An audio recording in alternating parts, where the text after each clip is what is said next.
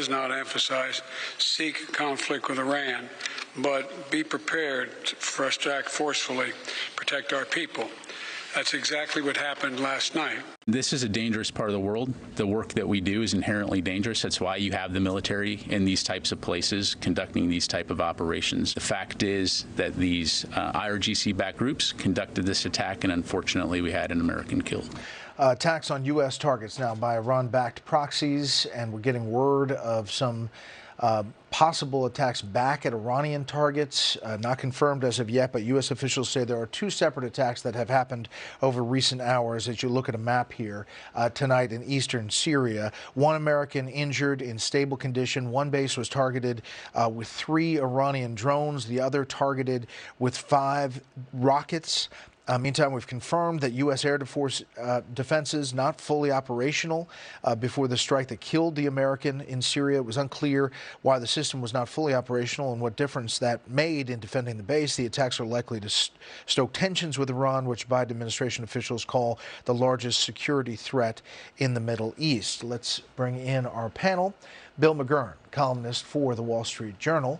Leslie Marshall, Democratic strategist, and Fox News chief political analyst Brit Hume. You know, Britt, this is the latest in this back and forth, and obviously you're dealing with rockets and drones and counterstrikes, and it's still happening, you know, over the past few days. Yeah, Brett, and if you look around the world from an American viewpoint right now, it's pretty hard to find any good news. This dust-up we're experiencing in Syria now, which does, I think, as Danny Davis suggested, raise questions of what exactly we're doing there. But you look at the situation, the stalemate in Ukraine, we seem not to help, Ukraine seems not to be able to really turn the tide there. What is our mission there? What is our purpose? You know, you look at the relationship developing between China and Russia, and the list goes on. So it's one thing, as the military spokesman said, to say this is a dangerous part of the world. Yes, it is. But I think the broader conclusion has to be is that at this moment it is a particularly dangerous world. Mm-hmm. You know, asked about the American contractor who was killed, this is what the military talked about. Take a listen. Do you and the Department and the Secretary of Defense hold Iran responsible for the death of an American citizen? Look, we know that these groups are sponsored by Iran, so Iran certainly plays a role in terms of ensuring that this type of activity doesn't happen. So is Iran responsible for the death of an American citizen or not? Look, Iran certainly, again, backs these groups and by default, therefore, has a responsibility to ensure that they're not contributing to insecurity and stability, but clearly they continue to do that. So the long answer is yes there, I think, Leslie. The Secretary of Defense putting out a statement. The airstrikes were conducted in response to today's attack, as well as a series of recent attacks, talking about the U.S. airstrikes against coalition forces in Syria by groups affiliated with the IRGC. We will take all necessary measures to defend our people and will always respond at a time and place of our choosing. No group will strike our troops with impunity. Thoughts on all this, Leslie?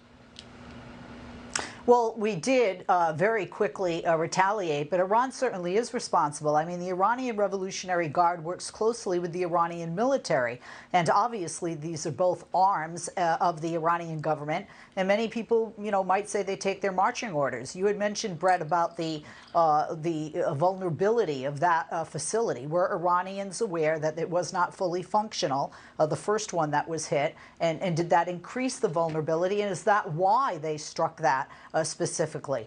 With regard to this escalating to a point of, you know, what any person, certainly Americans fear, even Iranians, is, you know, a full-blown war. You know, poking a bear is an understatement if Iran does that with the United States. Between us and our allies, I think it would take probably 15 minutes for the United States to make Iran, the nation, a parking lot. So I don't know what they're doing here. I don't know if it's because they were on the back burner and they got angry and they needed some attention because our attention has been on Russia and Ukraine. But this is very dangerous and this is very stupid. Bill, you heard Senator Thune earlier talking about that premise that weakness is provocative. You've heard Ambassador Nikki Haley. Other Republicans suggest that as you bounce around the world, as Britt did earlier. Your thoughts on all of that? Yeah, I agree. You know, at first I thought, well, We had Afghanistan, where we were humiliated and pushed out of the country, and Biden did nothing. Then we had Chinese balloon, and he took about a week before he shot it down. This time, at least, he responded. But then you learn there's been almost 80 attacks like this in the last 15 months. So, yes, it is provocative. I mean, it's not good enough to say it's a dangerous part of the world. The world is dangerous. And the job of American government is to let it be known, if you molest an American citizen, you're in trouble. You know, we can't live by ceding these areas and say they're off limits to the Americans. What is Iran doing? They know fully well what they're doing, and they're testing. Britt, the president, meantime, up north in Canada with Prime Minister Justin Trudeau. This as there's concern about northern border crossings. As you look at the numbers, we often talk about the southern border, but northern border crossings, 2020, 2021, 2022, the numbers exponentially going up. And now there's a new northern border deal, an agreement revamping what's called the Safe Third Country Agreement, this treaty between the U.S. and Canada. His critics, the president's critics, domestically say he has now taken a trip to Ukraine and overseas. He has now gone to Canada with Justin Trudeau, but he hasn't been to East Palestine, Ohio. Yeah, Brett, I hear that criticism, and I guess there's something to it. But it's a different part of his job. Foreign policy and defense are preeminently, almost exclusively, the job of the federal government. And the goings-on in East Palestine, Ohio, could be certainly or fall under the federal government's jurisdiction to some extent, but there are also state and local governments and even private enterprises that can deal with these domestic problems. So I'm not one who's going to particularly fault a president for emphasizing foreign and defense policy. Obviously, yeah. What about the northern border issue as opposed to the southern border issue? Well, I'm glad they got a new agreement. I'm glad they got a new agreement to try to do something about that, because at the moment it looks like we have a porous southern border. We may even have a porous northern border. This is plainly not going to be acceptable to the American people. It's dangerous, and it's not just bad immigration policy. It's almost no immigration policy. What would you like Mr. Chu to know if you could speak directly to him right now? He's not concerned with anything of dealing with this. His concern is with China. This doesn't scare him. China scares him. So he's not going to modify his behavior because there isn't really a threat here. That's Dean Nasca, the father of a son who committed suicide. They're linking it to TikTok. He said he does not think that the House committee and the testifying by the CEO scares the TikTok CEO. Says China scares him. Meantime, TikTok putting out a statement on Twitter, the chief operating officer. We're committed to providing a safe, secure platform that fosters an inclusive place for our amazing, diverse communities to call home. It's a shame today's conversation, this was yesterday, felt rooted in xenophobia. Thank you to our employees who work tirelessly to protect our platform and our community. We're back with the panel. Leslie, this effort to get TikTok off, it's in 31 states on the federal and state devices. But as far as banning TikTok, it seems like it might be a heavy lift for lawmakers with the 150 million Americans using this platform. There are a couple of issues here. I mean, Democrats and Republicans alike don't like and are uncomfortable with the word ban, Brett, simply because you're infringing upon the First Amendment rights. And a lot of the issues that are coming up, as we see, are from young adults, from teenagers. I'm the mom of 2 teenagers, and I have to say there's a part of me that says ban it because my kids are on it, and it scares me what's happening. There are children that have committed suicide. But the other side of me as an American and an advocate for the First Amendment, the infringement of free speech is troubling. Yeah, and the First Amendment is an interesting argument, Bill. The lawmakers are saying this is a national security threat.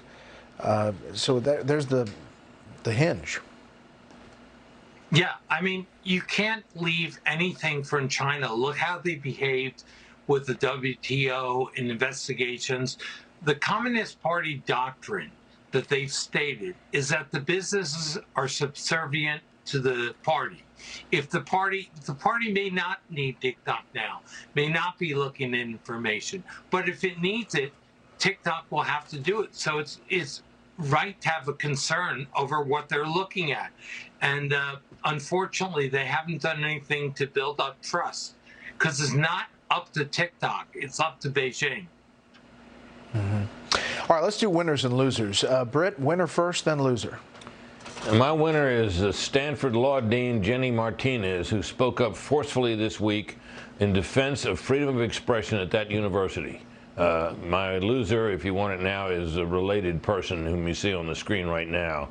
Her name is Tyrion Steinbach, and she is the diversity and equity and inclusion dean at that same law school, who when a federal judge was invited to speak there by the Federalist Society and was shouted down by students, she got up in the room, took the microphone, and defended the rude students in their gross behavior. She has been placed on leave. One hopes that the dean might take it a step further. And that was her in the second part there you were referencing. Leslie, winner and loser. Winner, and I will not butcher the name, the new CEO of Starbucks, who says he is every month going to work as a barista or another position in the stores at Starbucks. I think that's awesome. Loser, Republicans in 13 states that want to ban books. Books as beautiful as The Kite Runner, a story of love and adoption. And as a mother that has one adopted child, it's a must-read, in my opinion. All right, quick there, Bill. Winner and loser? Winner, Milton Friedman. Many years ago, proposed the idea of vouchers. Florida became the 6th state to have full school choice. Loser, Cato Cruz, judge put up by Biden, who didn't know what a Brady motion is. These questions by Senator Kennedy, they've been throwing some of these judge nominees. Panel, thanks so much. Have a great weekend.